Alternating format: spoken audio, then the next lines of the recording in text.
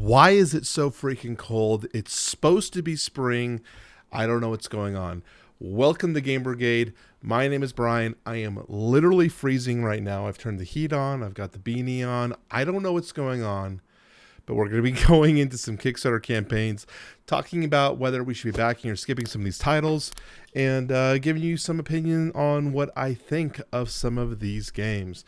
Now, some of these games I know a lot about. Some of these games I know just a little bit about. So forgive me if we are going through them, but the impression is that I'm going to give you my thoughts as I saw these campaigns, and I wanted to go through them and kind of give you my thoughts on whether I'm kind of considering them or skipping them. So let's go ahead and hit the first one.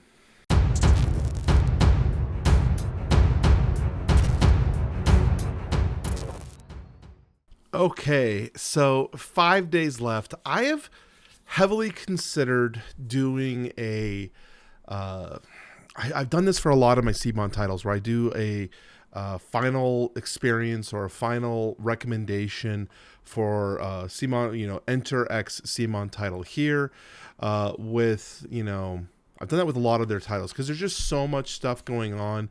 And sometimes I like to help you guys with a much deeper insight into the campaign.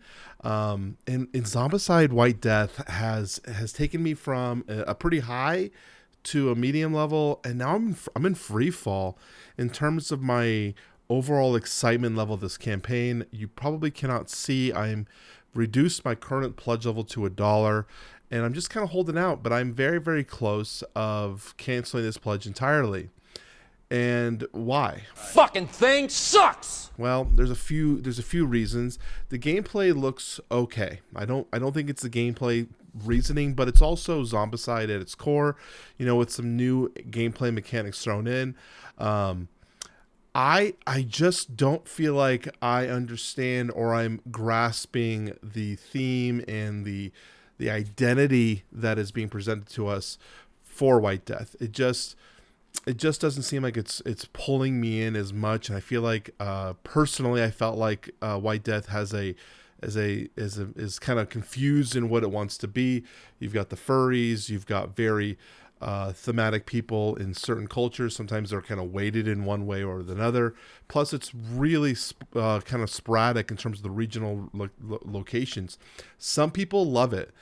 And if you do, that's fine. This is my personal opinion that it just seems lost. And then you kind of throw in some random Teenage Mutant Ninja Turtles stuff in here. Don't get me wrong. I love the Turtles. I'm an 80s kid. This was my jam growing up. I actually think the models look sweet. But it just, again, it's like $50. I know you're just trying to grasp me to buy it, and I don't want it. So overall, I am very much most likely skipping this campaign. Do I recommend this as a buy? It is a recommendation in the sense that it's going to be good for holding its value. Is it going to be as strong as other CMON titles and other Zombicide titles? I don't think so. But the fact that there's a limited amount of people buying this one will mean that there'll be less amount. I mean, there's 13,000. It's still a lot of people. But there's only at $2 million right now. So we'll see how that kind of flushes out overall. If I look at, you guys can't see this, there's 10,000 people currently backing. This is a good barometer to tell of how many $1 backers there are versus all-in pledges or whatnot. There's currently 10,000 backers backing the Fortress pledge, and over 13,000. So that means there's 3,000 people like me backing at $1. So there's actually a significant amount of people pledging into this title. So you can kind of imagine there is going to be an amount of these in the wild, but not as much as like some other CMON titles that I've seen in terms of the potential growth. So when I look at this one, I look at, okay, does this beat Undead or Alive or Marvel Zombies? Those are the two that I've invested in. For me, I don't think it does. When am I going to want to play this one over a theme that I actually prefer more in Undead or Alive or Marvel Zombies, which gives me characters that I want to play? So that's why I am personally most likely going to be skipping on Marvel Zombies. I totally get it if this is a campaign you're looking for, if you're excited for it. I'm not here to douse you on it. I just feel like it's not for me. Next, we're going to be diving into Fractured Sky. This is by IV Studios. I did do a first impressions video on this one. So if you're interested in seeing that that video, I'd recommend going and taking a look at it. Fractured Sky to me is a very good entry level gateway game that's a little bit more complex in terms of the strategy you have to think about, but still I'm placing it into that entry level system. So this game is a bluffing area control, area management game where you're going to be the real core mechanic of the gameplay is deciding how you want to utilize your resources for the structures that you're going to be building, versus going for like power increases on your ship. So to give you an example, here's a good little zoom in shot here. You have these kind of obelisk towers. These fortresses provide additional strength to connecting regions. So when they're connecting, that means these lines kind of connect up with each other. And that'll increase the power of your ships by 1 in a region that it's connected to. The markets increase the amount of resources your ships collect in that specific region as well. So there's a pull and take here where you can put money into your markets, which is cool, to gain additional resources so that you can do things, or you can try to push the victory points and go with fortresses to try to get victory points. The game is kind of an interesting dynamic where you feel like you have the time to let go of the early victory points, but it deceives you in a way that sometimes those late game victory points, which they're going to be much more abundant, and if you had let go too many because you were trying to be more controlling in the resources, that it can run away from you. So I really liked this play. I thought it was great. Now it is still light. It's still a light, easy to teach game, but it's good enough. Now, looking at the pledge levels, that's where a lot of people are having a hard time. Ivy Studios is definitely known for their overproduced games that are a step above other people. So let me kind of find those pledge levels because they have a lot of stuff going on here. So they have a retail pledge. Not a lot of people are backing this retail pledge. We're at 435 backers on the retail pledge. And right now there are, I don't want to zoom up, a good amount. We'll show you later. But just know 435 backers are back in the retail pledge. The retail pledge basically gives you wooden, here's a perfect example, not wooden, cardboard components for all the things in the game. This is actually completely fine, guys. The gameplay is solid, and you don't need the minis. Now, don't get me wrong. I love deluxifications. I love how it feels, and I love bringing them to the table. But this is actually a very good game at a great price at this retail version. So I want people to just look at it, because if you're thinking about skipping this game because the deluxified price is too much and you think you're going to get less of a game, you're not. The game is still good. It's still very, very much playable. Yes, you're cutting out on some of the plastic stuff, but it's still fine. It's still very, very much a good game. Now you have the deluxification kit. This is what I got for my my preview copy that was sent to me, and I really did love it. Now I thought this little tray that was made to hide your tokens was really pathetic. I hated it. It kept getting knocked over. In fact, you can see me knock it over in my review. But all these ships and this stuff was really, really impressive. And then we have the Super Deluxe, which is basically just, pre-painted, factory painted miniatures. They're cool. I can't deny it. They're cool, but is it worth the price? When we come on down here to the Deluxe Edition, $129, that's a lot of games. You can get a lot of stuff for $129. Do I want this? Yes. Am I going to be getting this? Yes, because I think it's going to be a great, fun game in my collection. Plus, I want to support IV. I think they're such a super, super great company. But it's definitely not something you need. Now, the Super Deluxe Edition, I don't necessarily. This is really if you're just a person who's like, I want every piece of product that I put on my table to be a statement piece, and the people that I'm playing with to be like, wow, this is really cool. I think that's what Super Deluxe is for, and that's fine. Like, you can buy a Honda or you can buy an Audi. I mean, they do the same thing. They get you from point A to point B, but one is just a little bit nicer looking on the inside, right? The trim's a little better. That's what I'm going to say about this one. They do the same thing, but this one's just got a little bit nicer trim, you know? Would never fault anyone. Now, they do have these hollow foil objective cards. They had some of these for our preview that they sent us, but they were like, hey, don't talk about it until the actual launch of the Kickstarter, please. And I wouldn't want to talk about them anyways, because the ones they sent me were like stuff you pull out of a cereal bag, like really awful. I'm like, dude, is this what you're providing? But they said, hey, no, we have a much better system. That's why they didn't really want us talking about it in the preview, because they were like, this is not indicative of what we're going to be selling. So yeah, but the hollow foils are okay. I don't necessarily think you need them either. Again, this is true. Premium is our standard. This is just not needed. I definitely think if I were to tell a friend, hey, this is a game I recommend, I think the retail edition would be just as fun. You're going to have just as much fun playing this.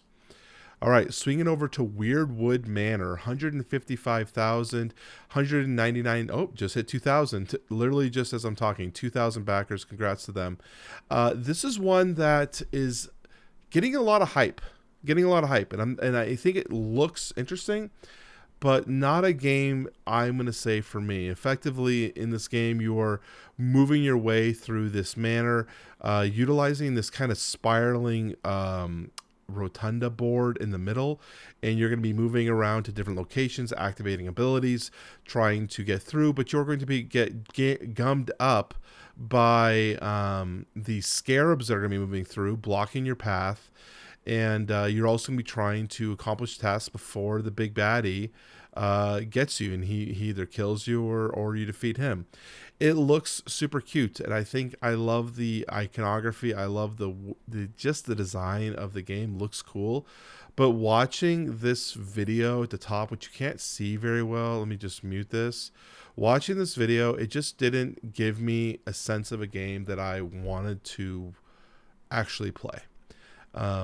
So I'm skipping on Weirdwood Manor, but I think this is one, if this is a wheelhouse for you, this game is a very solid back in terms of a game that I'd recommend overall. But the gameplay to me is just kind of meh.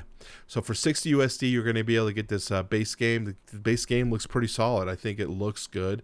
The overall mechanics of the game look okay.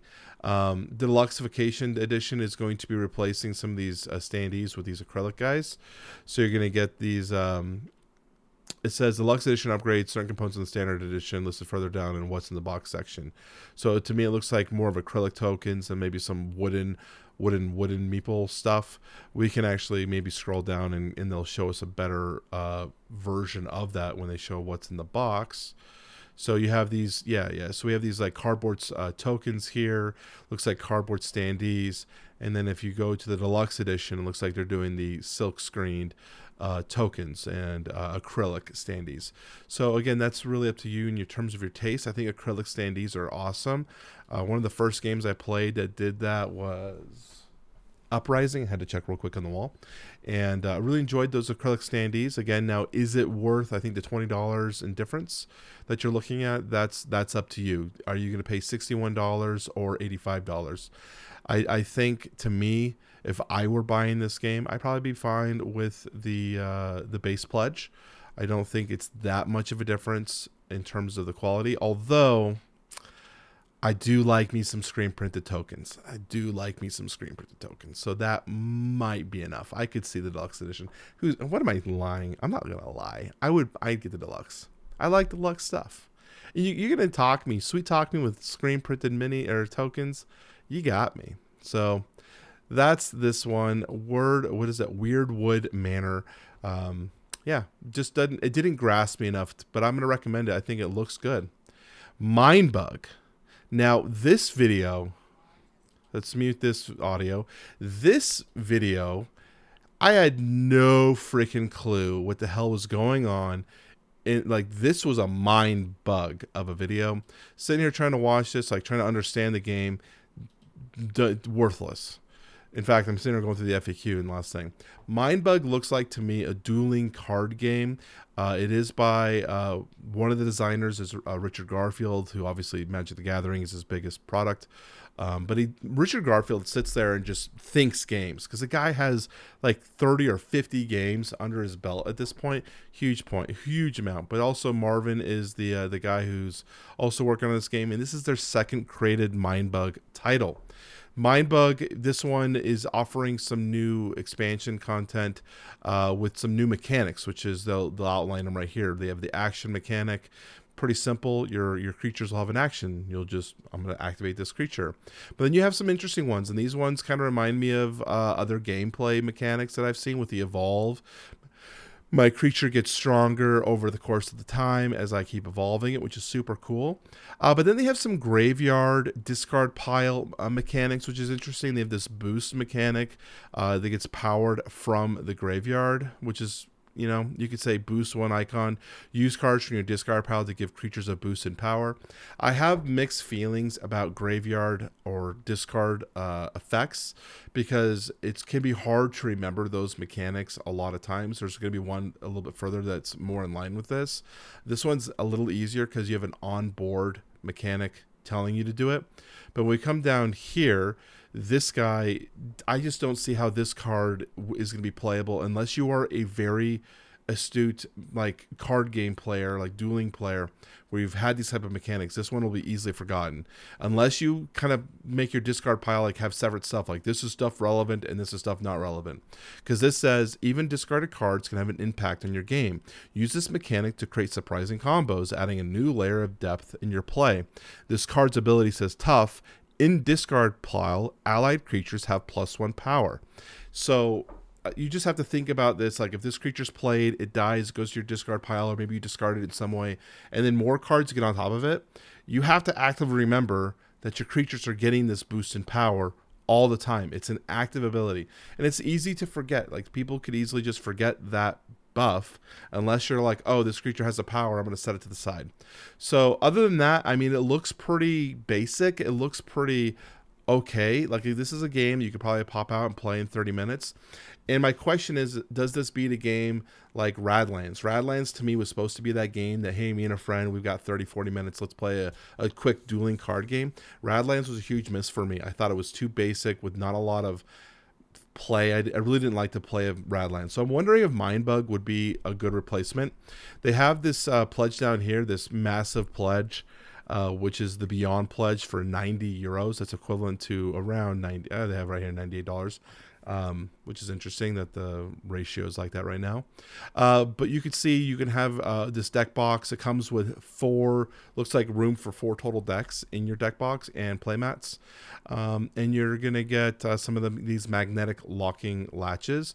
But it does obviously, I like the fact that they're offering like potential content. Now you do have, this is the second pledge. So they have the original game further down here if you wanted to get more, where they have the base game set, the First Contact, and then you can actually get the Kickstarter stuff that they had in here. But is the base game 2 boxes as well? I don't know. I can't remember now that I think about it, because I'm wondering if it has 2 boxes, and I don't want to switch over and chase down a question, because I'm wondering if the base game has 2 boxes and that would fill out the 4. Interesting. Anyways, my recommendation, it looks okay, but I would highly recommend doing, I believe they have a TTS where they say, can we play this? Can I try the game before deciding? Yes, there's a tabletop simulator and Tabletopia. I highly recommend playing this game before buying it, just to see if the mechanics are in line with what you're looking for, because I got burned on Radlands, and I just don't want to take that risk. So I'm going to be skipping on this one for now. I'm interested to try it. I would love to play it. 35 hours to go. It's going to be very, very little time left when this video eventually goes live. But it looks interesting. Definitely looks interesting. Okay, next, Thorgal. This is a game I honestly didn't know much about until I watched some people talking about it. I was like, man, Thorgal, it kind of escaped past me. By Portal Games. A lot of people are very, very mad at Portal Games right now for just being super late on all their games. And I could see that. You know, it's funny because Robinson Crusoe, when did we back this? Funded in 18 minutes. This was so long ago. I can't even remember. When did this launch? I can't remember. This doesn't really matter. Really in the scheme of this video, this doesn't matter, but a lot of people are upset because this Robinson Crusoe is taking forever to get to backers, even though 51st State Ultimate Edition has been delivered. So people are pretty much harping on Portal Games for launching this title. We're still waiting on Robinson Crusoe. We'll see. So anyways, back to Thorgal. What are we looking at here? Well, this game looks like a scenario-based adventure game. And I'm actually thinking it looks really good. Now, am I going to be backing this? Probably not. I don't really have the time to add this type of game to my system, especially with the other things I'm looking at, because I have to look at this game comparatively like to other games like Elder Scrolls and which one is a more enticing theme. I think they're very comparable in terms of what I'm looking for. But like a game like Elder Scrolls draws me in just a little more. But this game has this Atlas book where you're going to flip it open. You're kind of be playing on this very easy setup. And it has an interesting mechanic with the action system. This is a cooperative experience where players are going to be working together through a narrative story, which is the scenarios. There's 7 unique scenarios, so you can pick one. They talk about like the giant's daughter, where you're trying to kidnap the giant's daughter. So there's different stuff like that you can be playing through this unique, cool little story. And it's cooperative, and the sense of the cooperativeness is when you play your actions, you can't really see it in this video. Oh, you can't see shit. Yeah, that's really unfortunate. You can't see shit because I had the camera over. Hopefully it's not too bad. Well, I gotta remember to fix the GameFound page to make it so it works in my big face. And GameFound isn't supposed to be up. I guess it's okay. We'll do it live. Okay. No. We'll do it live. Fuck it. Do it live. Anyways, the action system. You have these cards laid out here in front of you, and you could see that there's this green arrow. If you cannot see, there is a green arrow right there. And when you place your action, you'll be getting bonuses based on who took actions to the left of you. So when you're playing with a group of people, it is encouraged for you to kind of communicate and say, hey, I want to do this and get some bonuses. Do you want to take any of these actions, and are you okay not getting any bonuses? But there's also bonuses for like being the only one in this tile or stacking multiple ones up on a certain chip. So it looks cool. You also have an interesting little Polyomino puzzle game. I am not a Polyomino player right now. I've played a few now. Wasn't really for me. But the gameplay looks good. This is a game I would really be interested in. And when I got my Portal game 51st State, the Ultimate Edition, I was impressed with the overall quality of the game. Like I was like, yeah, this is nice. Portal game impressed me. So you could take a look at that. They have friendly shipping, which they talk about down here. Get your exclusives, be a part of the adventure. There's things about this campaign I wasn't really happy about, though, but this is a nitpick. They have these like characters that you're getting in, but it says voted by you. This is a character. I actually hate when we have voted on stuff. I know some people love it. This is a personal preference, only because it seems like the one that I love is never selected. So then I'm like, damn, I could have had that one thing, but instead we have this thing. A very common one for me is Nemesis. Like, I feel like everything was in Nemesis Lockdown. Everything was just like, what is people voting for? What are you doing? Don't pick that. So I almost wish now that they would just be like, here's our game, and this is what we're presenting. That way I wouldn't have that feeling, but whatever. This is really just a rant video. This is Rant and Rave Fridays, where I'm just making up stuff as we're going. So that's Thorgal. They had it listed as cooperative deck construction, dice rolling, hand management, and multiple maps. It looks good. I would recommend it. I definitely think it's a project I would support if it wasn't that I had too many other stuff that I'm looking at this moment right now. I think it's just a little bit further on the tier list for me. So the next one is Hexplore. This is another one that it looks really cool. So talking about Hexplore, Fall of the Ancients. First off, this is a campaign narrative to a specific already released product from Hexplore. And if you come on down here, they kind of talk about this somewhere. Or did I pass it already? I might have already passed it. That's the problem with these pages sometimes, where you're like, I want to show something, but it doesn't go right to where I want to show it to you. Here we go. What do I need to play Fall of the Ancients, which is this campaign? It is required that you have the Forest of Adarmon core box to play this. So what do I know about Hexplore? I have never played a Hexplore title, but I've known that the players and the people I've talked to who have played this system love it. Like, they're just like, this game is so good. It is, you can feel the passion and the way it's written and developed and how it interacts. But to me, it's like intimidating. I think when I covered the 4th chapter a few years ago on a Should You Back, or maybe I did a video like this on it, I was like so intimidated to learn the system. I was like, this looks like freaking massive, and I still feel that way. But I was randomly talking to resident Discord mod at Successful Geek at Dice Tower West, and some random reason, I don't know what we were doing. We're outside the Hot Rooms game room, and Hexplore came up, and he was like, "Oh, I love it. I just love that game." And I'm like, really? Man, like, everyone loves this game. So this is a narrative campaign add-on to the one I was mentioning. So, and again, the people I've been talking to who have played chapter 1, this is I think chapter 2 now, are just like, no, it's so good. The writing is good, the stories are good, the narrative direction. Because I guess one of the problems Hexplore had was it has a great system and a great gameplay mechanics, but it's an open world, and there was a lot of, why am I continuing playing? Like, it's at some point you're like, well, it's like Animal Crossing. At some point you're like, well, I'm done. Nothing else left I really want to do. I've done everything I want to do. But the campaign narrative story gives you at least a reason if you want to keep chasing down and learning the story. So that sounds cool. So do I want it? Yeah, but I just don't think I have really the time to invest in this system personally. But it looks so cool. Like, this month has just been brutal for me because there's so many good looking games that I'm just like trying to be good and not backing stuff as much as I can. This is the one right here. This 4th one is the one that I covered, and I like that. So I'm hoping, because they've released 2 chapters, I'm hoping if they maybe get to this 4th one, I might be at that point more interested in diving into it, unless it requires you to know the story. Other than I would not. But I like gothic horror. I like, that Renaissance era structures, the gothic structures. I like that stuff, vampires and barons and whatnot. And that was that 4th scenario. So I might look into it at some point. But right now I'm going to be passing on this one. It's just a little bit much for me.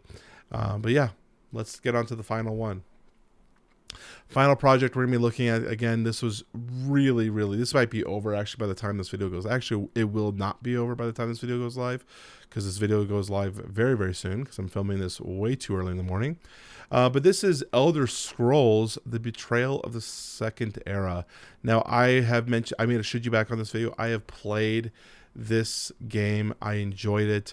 My biggest question when I played this, though, or when I was looking at this, is this different enough to want to own over Too Many Bones? And do they step on each other's toes? Like, when am I going to say yes to this game over versus playing Too Many Bones? And I think that this thing that sucks is that it's expensive. I'll talk about that.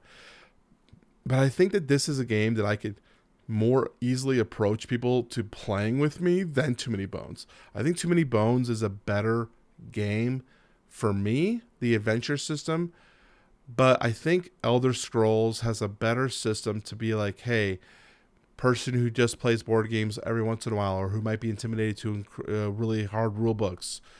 This is not very hard, and it's actually pretty simple. All we need to do is learn a reference sheet and look at a reference sheet every once in a while. That's kind of what I feel like with this game. It'll be a way that I could actually maybe play the system more, because I don't play Too Many Bones as much as I like to.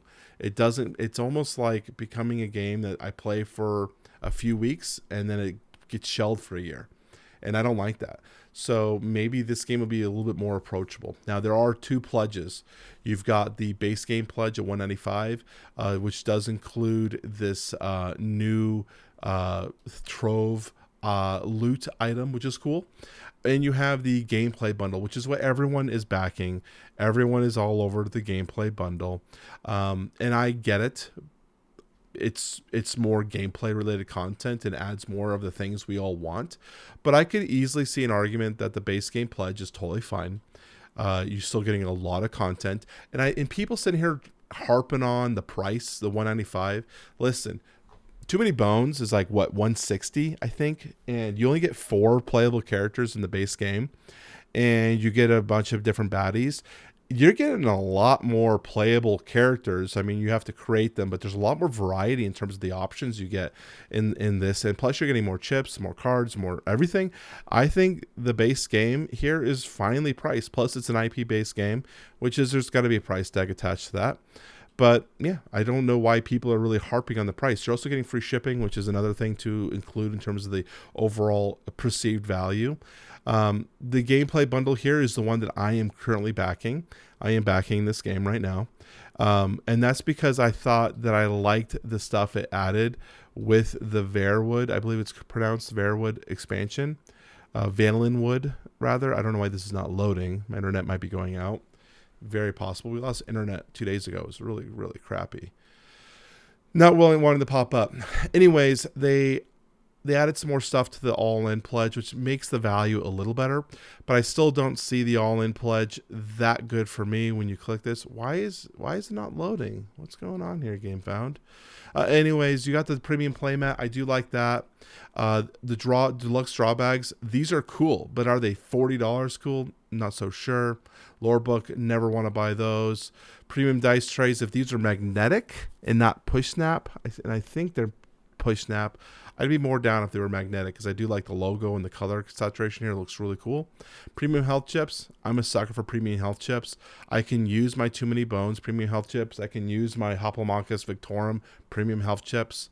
Will I buy these? Maybe.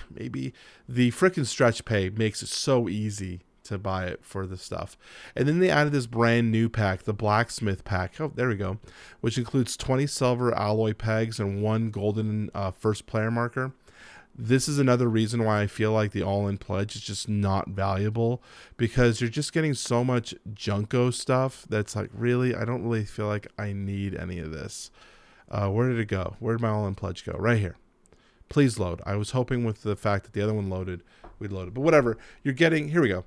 If we look at all these things, you're looking at $400 comparatively to $200 if we're looking at the base pledge, or maybe $230 for the add-on.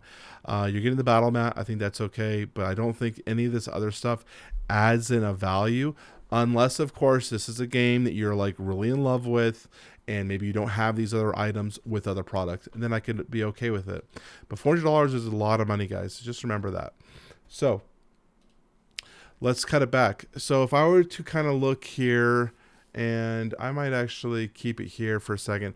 If I were to look for what is my campaign of the week, which one is the one that I'm most excited for? It's funny, it's probably Elder Scrolls, because I'm backing it. But if I wasn't backing anything, if I was like not backing anything, this Hexplore, it has enough people talking about it that I'm super excited about it. It just seems a little bit too daunting and too scary. So I'm gonna lock in Elder Scrolls for me.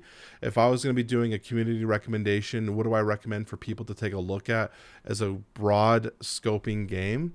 It would not be Zombicide. It could be Zombicide. There's so many good games this week. Oh shit, this is hard. Shit, it's so hard. I don't know what to say. Maybe it's hard. So I would love to say Fractured Sky. I'm not going to, just because I feel like the Deluxified one is what most people are aiming for, and I just don't think that's a very good purchase price. And I'm probably gonna say, if you're looking for a game and Elder Scrolls is a little bit out of your budget, I'm gonna say Hexplore is the one that I would really like to recommend for a community pledge. It looks solid. The game, I have so many people talking about this game in terms of how good it is. It makes me really want to play it. I don't have the time myself to dive into a game like this, so I'm not gonna invest much more effort into learning about it until maybe it has the 4th book with stuff. We'll see. But overall, yeah, that's my recommendation. So this was a more slowly done ramble video where we're just hanging out. I'm trying to see how that fits with my overall style here. So if you guys like that, let me know in the comment section down below. What I want to know is, what games are you most interested in this week? What are you backing? What are you skipping? Let me know so I can keep track of my own FOMO. I'll talk to you very soon.